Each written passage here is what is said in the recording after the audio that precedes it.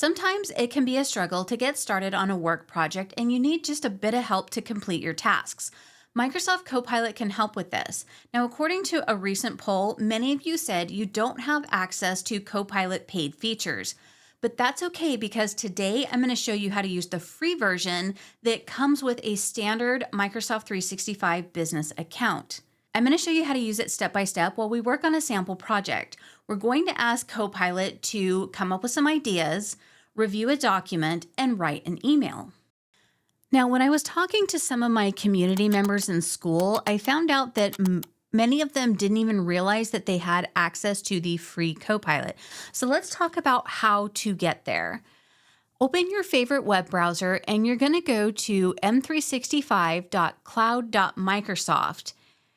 Click the sign in button and you will be routed to a page where you will enter your work, email, and password. This will take you to the M365 Copilot homepage, which replaced Office.com. In the center of the screen, there's a place to start a new Copilot conversation by entering a prompt.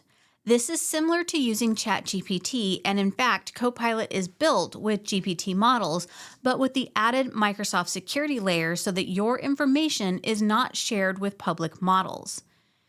In general, if you're unsure how to begin, there are some suggested prompts and you can click See More to view additional suggestions. For today, I'm going to use my own prompt.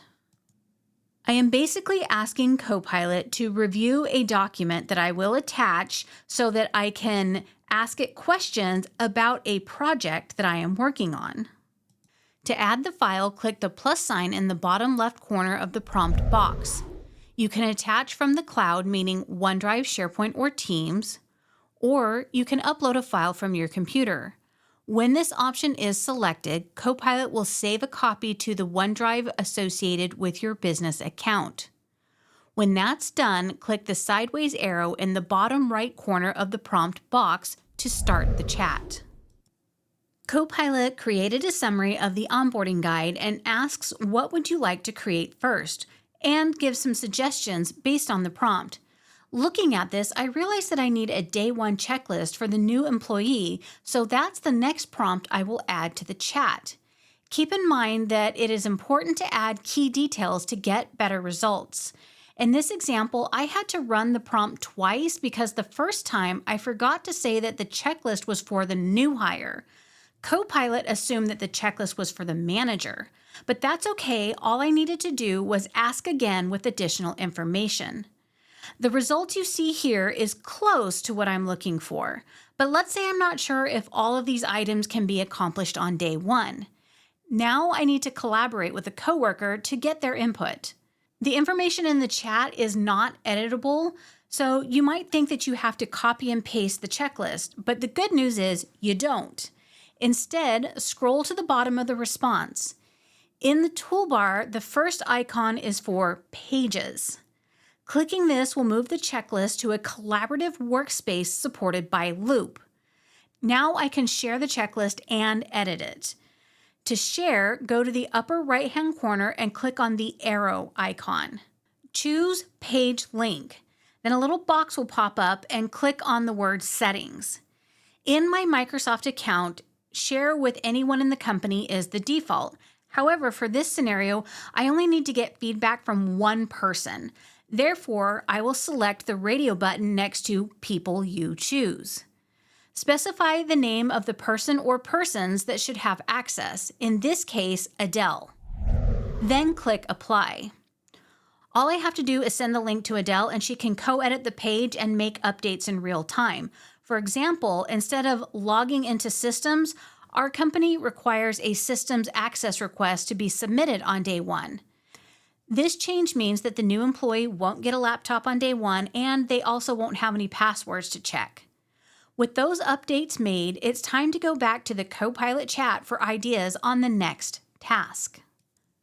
To continue the scenario, we're not just updating a checklist for the onboarding process, the training materials will be updated as well. Now, the training materials are text heavy and we want to break it up a bit. One way to do that is to add images. In this case, we're going to tell Copilot to create an infographic for a training overview. Copilot uses Designer to generate images, and it does take significantly longer to create them, so expect this to take a few minutes on average. Even with the extra processing time, it is still faster than when I stare at a Canva template wondering how to get started. Now, in my opinion, the graphics can be a bit generic unless you have a very detailed prompt. The next thing we need to do is send an email to the hiring managers letting them know that the onboarding document has been updated and ask them to use the new version. When the prompt is done running, we will get a subject line, some information about what has changed, and a short paragraph letting the managers know that they should use the new resources. Copilot even inserted a placeholder to remind us that we need to put a link to the new materials, which will make it easier for the managers to adopt the change. If you want to look at the information a different way, there's even a prompt to format the results for Outlook. The email is restructured a bit, and the prompt included a note to say use a professional tone. While the context is the same, it does have a different way of presenting the information. Now you can take this email, copy it into Outlook, add your links, add the names of the recipients, and make any adjustments you deem necessary. You could even consider saving this email as a kind of template for the next time you have updates to push out to your management team. These are just a few ways that you can use the free version of Copilot to help you get your tasks done faster. Do you have any additional suggestions to add to this list? Please let me know in the comments below. Thank you for watching, and I'll see you in the next video.